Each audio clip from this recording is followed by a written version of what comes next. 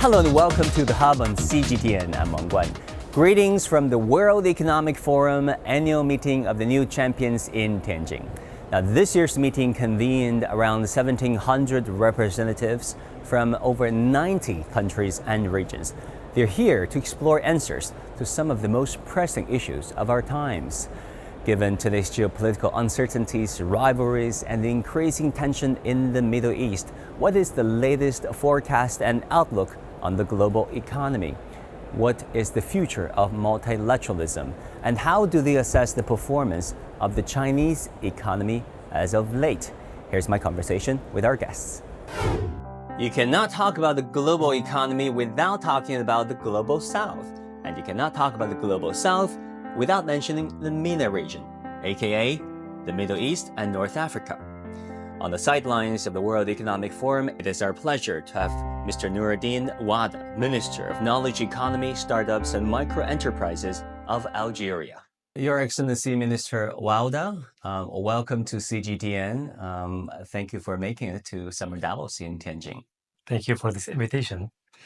You were at the plenary session when Chinese Premier Li Qiang gave a major speech addressing the World Economic Forum.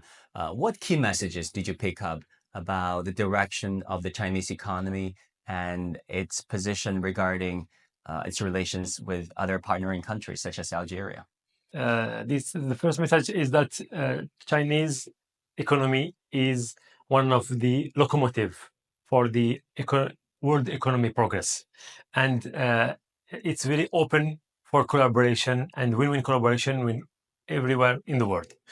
This is very strong signal of openness, but also a strong signal to have a responsible economy, which can contribute to the wellness of people in China, but also all over the world.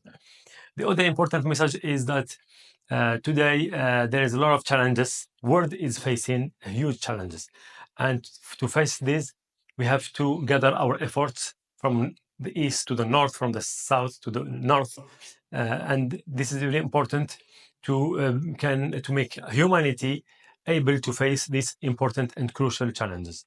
There have been so much tension and so many conflicts going on in the world on top of the rivalry that we've seen over the years. Now we have as an escalation of, Algeria knows its fair share of adversity when it comes to war and proxy wars and conflicts. What do you make of the current situation? Algeria has always been a peaceful country. In the same time, we stand with all populations which has the right to decide of their future. And at the same time, we believe that the big countries like China can play much more bigger role in making our world more stable and better peace. The peace is a big challenge today in the world, but also in some regions, especially in the MENA region, we have lack of basic human conditions, and this is unbelievable in 2025. So I think China can work together with Algeria, with the African continent, in order to make people having wiser attitude and taking into account the fact that we are living in one world and we have to conserve it together. In this speech, Premier Li said this morning, borrowing a Chinese proverb, 和气生财, which means creating an atmosphere of greater harmony between states and between people and individuals can bring greater wealth and prosperity. And we should all make the pie bigger instead of, only dwelling on how to divide the pie itself. How do you like that metaphor? China is able to deal with any country, even if it is small, with respect. And to build wealth everywhere in the world, we need everyone. We need the big countries, we need the small economy, we need the diversity. So all this mix coming together and working together with a win-win and with respect, especially this world, will help the world to face these crucial challenges. In the same time, the South today, the big South can play a big role in order to bring a new voice, especially in the international institutions like UN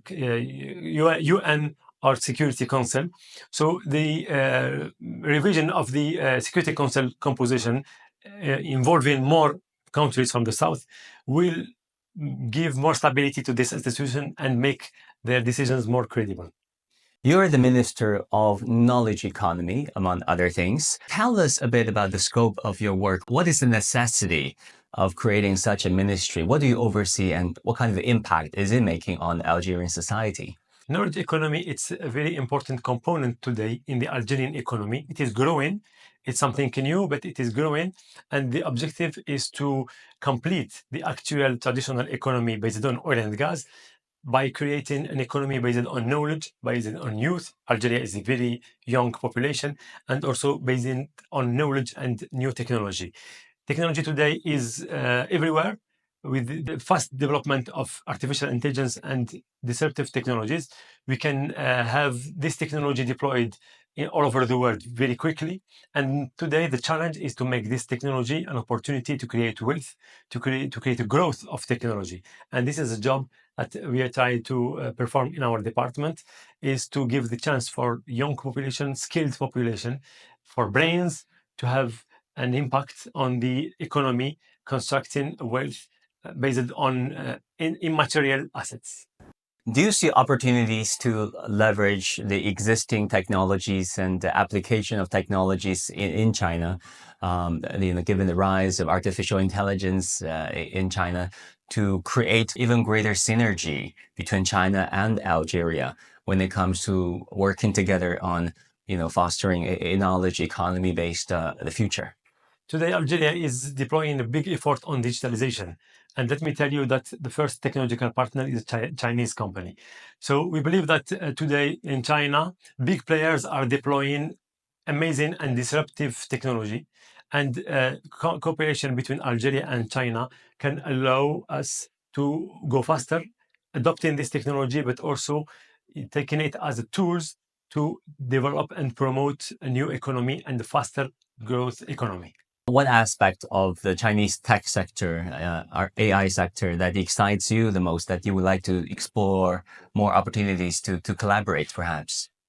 ICT in general, technology, but also we can think about technologies of renewable energy, of automotive, of robotics. All these technologies are today seen as tools for developing the economy and having an economy more resilient.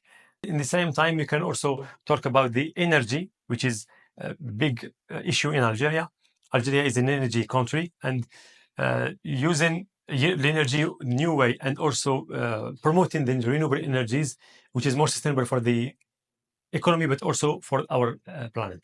On the future of the world order, apparently the old world order since the 1990s, many historians and economists believe is coming to an end, like it or not, because of the unilateral actions of some major countries. What kind of a new world order do you hope to see? I mean, you talk about the rise of the global south, the role of China, increasing role of China, but what kind of new world order do you think, or you think it should look like?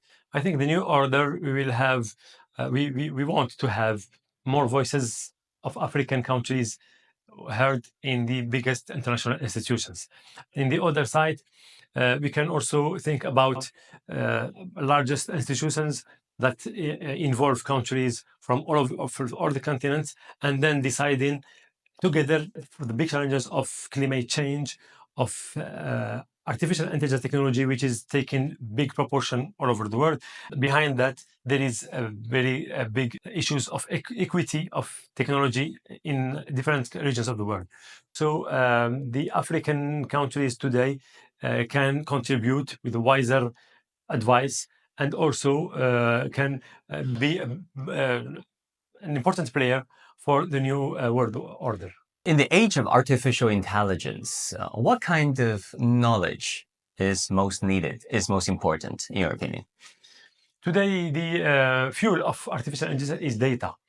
So we have to make a focus on digitalization, especially in the African continent, in order to have more and more data, and then build models dedicated to the special culture of this region. Artificial intelligence is an amazing tool, but it has to be fed with the right data, depending on the region where we are living. And today, I think in Africa, we need to have proper models trained on African data to be more suitable and more efficient to solve the African problems.